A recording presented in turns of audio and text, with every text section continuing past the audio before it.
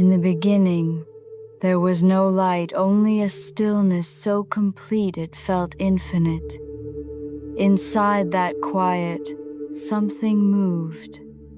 Not an explosion, but a pulse, a vibration that rippled through the void like a breath taken by the unborn universe.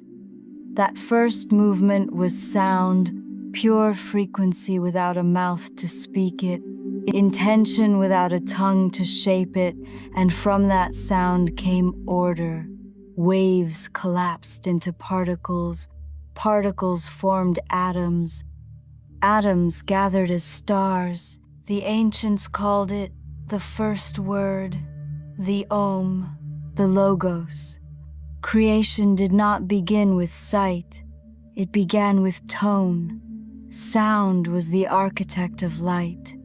From that original tone, patterns followed, as if reality were remembering choreography it had known forever.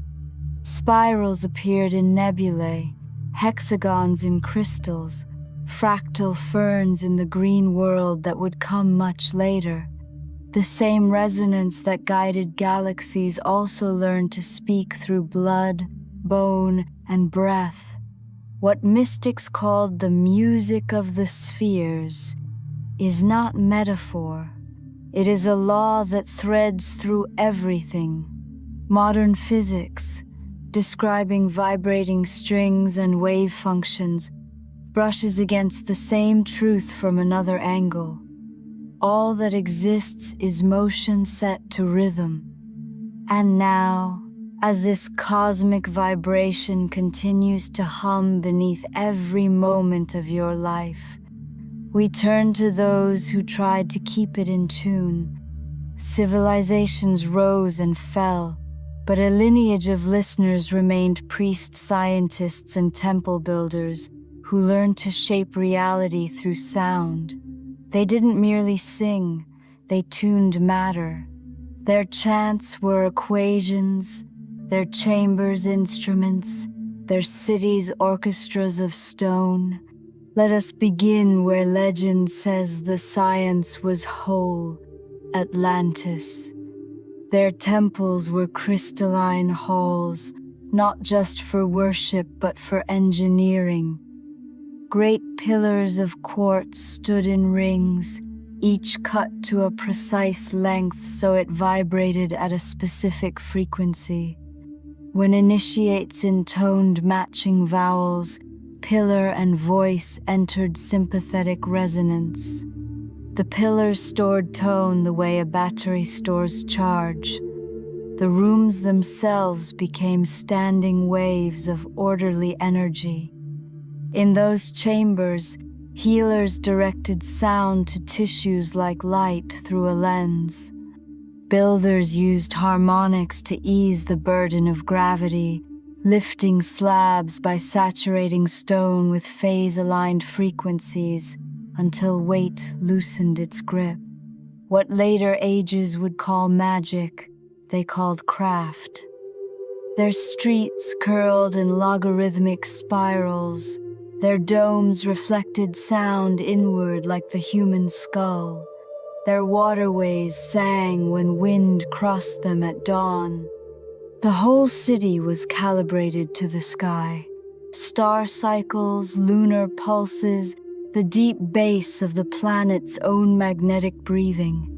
When the cataclysm came, whether by celestial event or misuse of power, their grid fractured.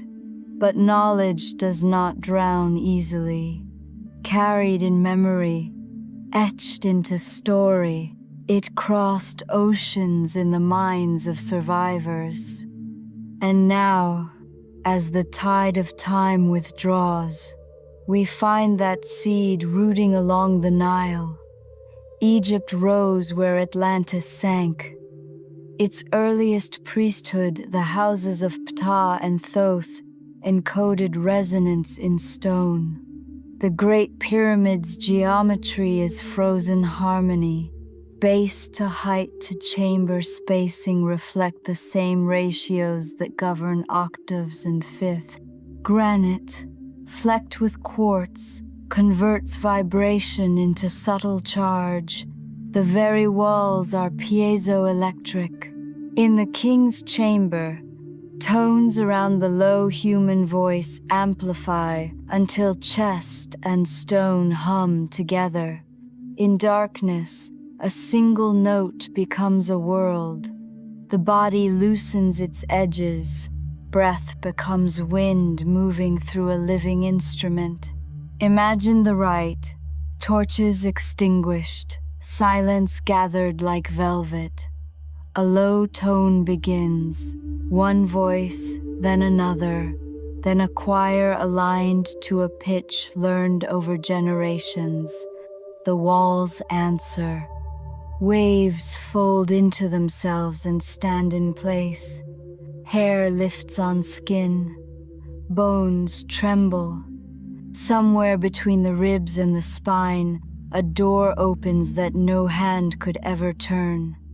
The initiate does not imagine. The initiate experiences. Architecture did not decorate belief. It amplified it. When Egyptians wrote that Ptah spoke the world into being, they described a physics they could feel. This was not an isolated brilliance.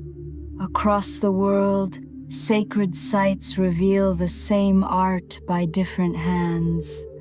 Stone circles in Britain drum low infrasound in the wind frequencies that hover at the edge of perception and tilt brainwaves toward trance. In the Andes, narrow ducts beneath temples act like organ pipes.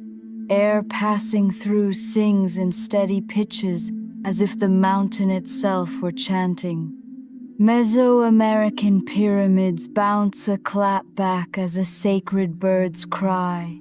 The staircase geometry filtering sound into an echo shaped like myth. Even medieval cathedrals, long after the language of Atlantean craft became parable, were tuned. Nave lengths and vault curves chosen to favor certain vowels. The human voice lifted into architectural resonance until song became sacrament. And now, as we hold those traditions in mind, we can watch a modern laboratory show what stone already knew. Cymatics makes sound visible. Sprinkle dust on a metal plate, drive it with a tone, and the dust leaps into geometry. 6 pointed stars, flower rosettes, nested circles. Change the frequency and the pattern changes instantly.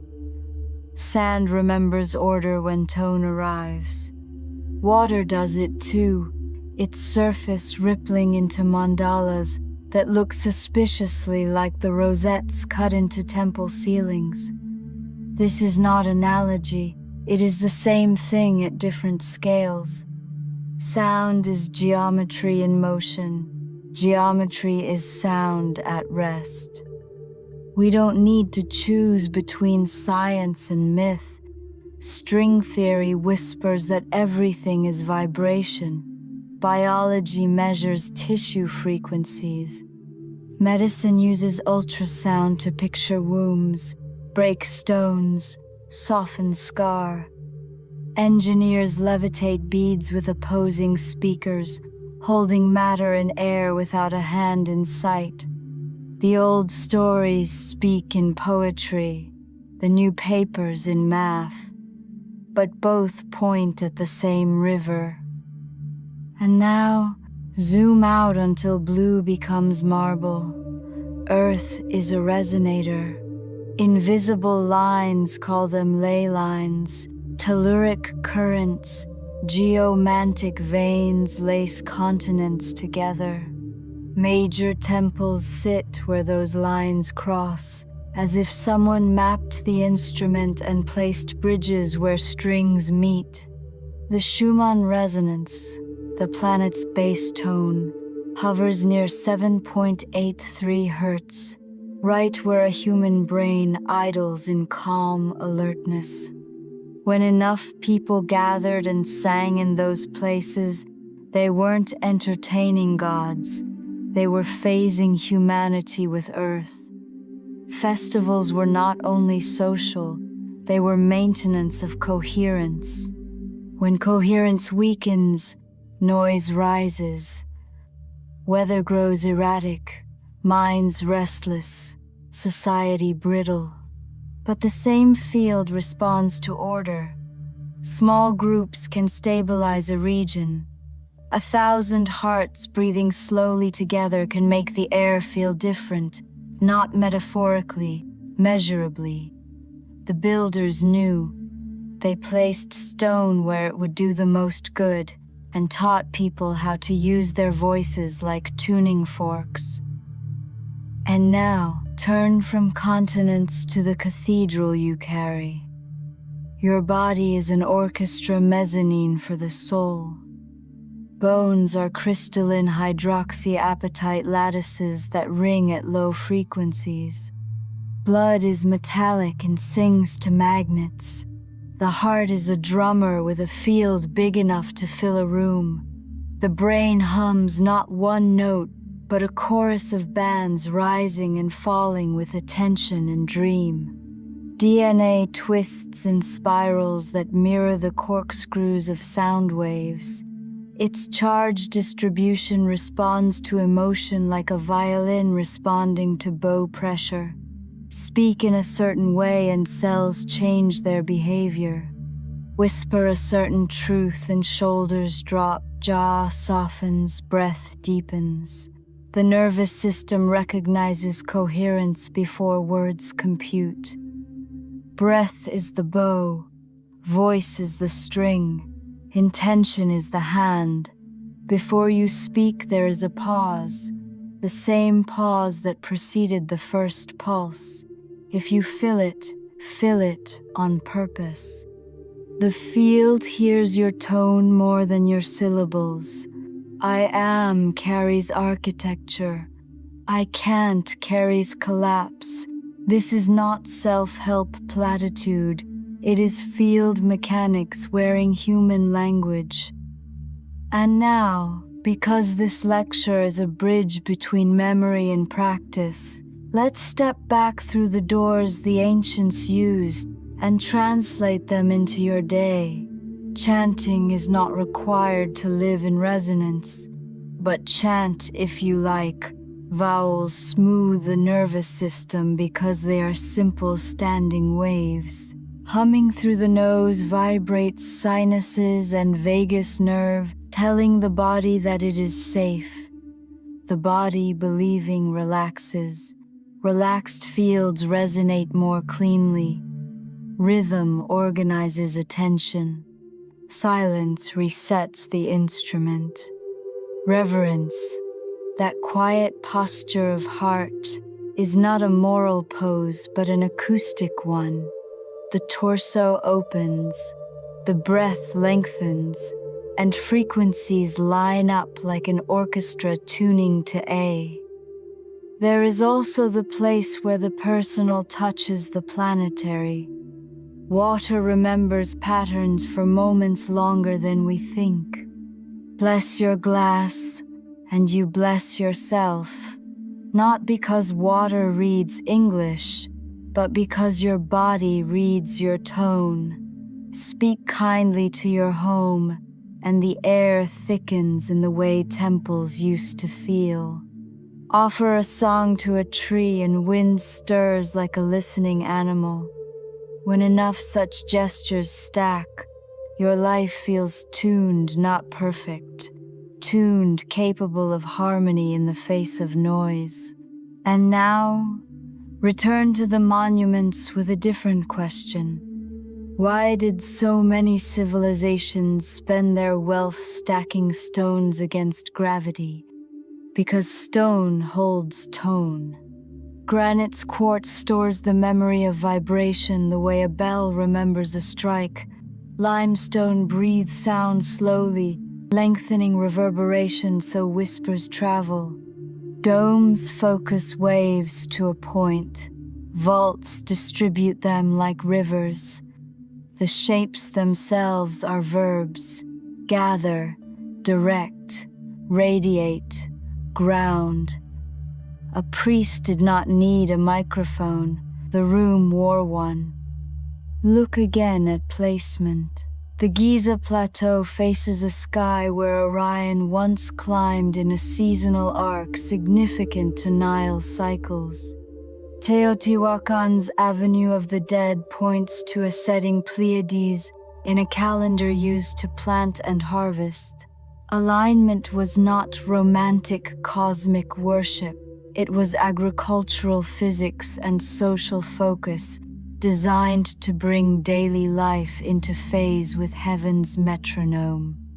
A society whose outer rhythms match the sky's inner rhythms can carry more complexity without breaking. And now, the modern rediscoveries. Acoustic levitation, sound suspends beads mid-air. Sonochemistry, ultrasound changes reaction rates without heat. Focused ultrasound, neurosurgeons burn tissue without a scalpel.